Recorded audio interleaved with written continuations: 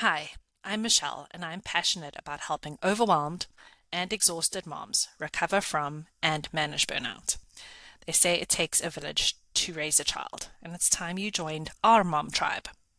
Say goodbye to mom guilt and say hello to self-care and self-acceptance. This is the Burnout Recovery Club.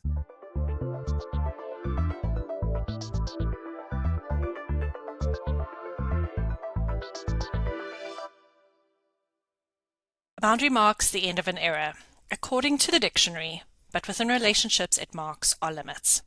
The amount we can cope with before it all ends up being too much.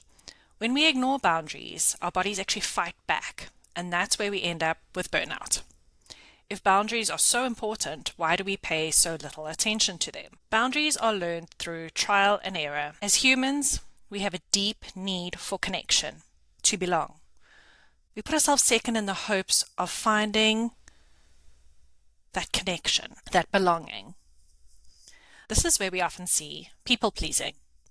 It's that very primal need to be loved. Unfortunately, we often learn through mistakes, and we don't take time to look back and reflect. A very important boundary is to figure out who to listen to, who to take advice from. This is especially important in becoming a mother. Mark Twain said, "The comparison is the death of joy." So why do we let other people's opinions matter so much? Instead, we need to decide whose values matter. Who do we admire? We must look into the deeper ethics of these people. What is really important to us? What do we need to focus on? When someone special comes around that shares these beliefs and these values, we need to hold on to them. Those people do not come around very often. Without realizing, comparison sneaks its way into everyday life. But does a negative Facebook comment really matter? Especially if it's from someone you don't even know, you can't even see their face? Or does a great business person like Oprah, does their opinion mean more? Take advice from people that matter, the special ones. Sari Gilman says our yeses and our nos define our story. I still remember seeing a quote up on my teacher's class in primary or elementary school. It said, "One of the most important things that I have learned, that life is all about choices. On every journey you take, you face choices. Every fork in the road, you make a choice. And it's these decisions that shape our lives." Mike Devine. That quote made such a strong impact on my life. It reminds me to stay authentic to what I believe and what I want. Sari also says that we can reduce our stress levels by tuning into our boundaries and respecting them. We can do this by using self-care, companionship, and learning to play. And the last, of course, is rest. Want to know how to get started at building better boundaries and protecting yourself from stress? You need to dig deep and ask yourself, when was the last time I was angry?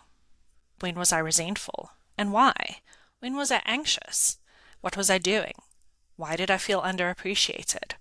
All of these answers will guide you in how to get started with your boundaries. Daily reflections like journaling can also help with self-love, self-worth, and self-motivation. Ask yourself, what makes you smile? What inspires you? What is your biggest dream?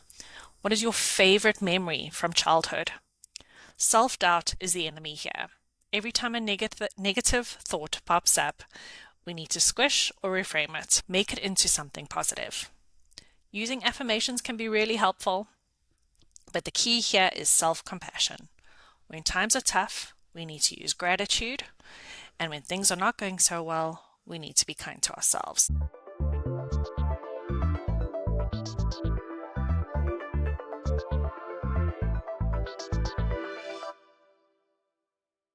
You just finished an episode of the Burnout Recovery Club, and I am so glad that you are part of this very special mom tribe.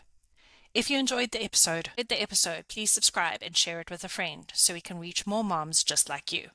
And make sure you also sign up for my monthly newsletter full of inside tips and info about what's going out at the club.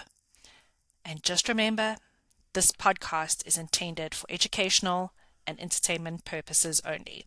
Please contact a medical professional for any treatment or diagnosis.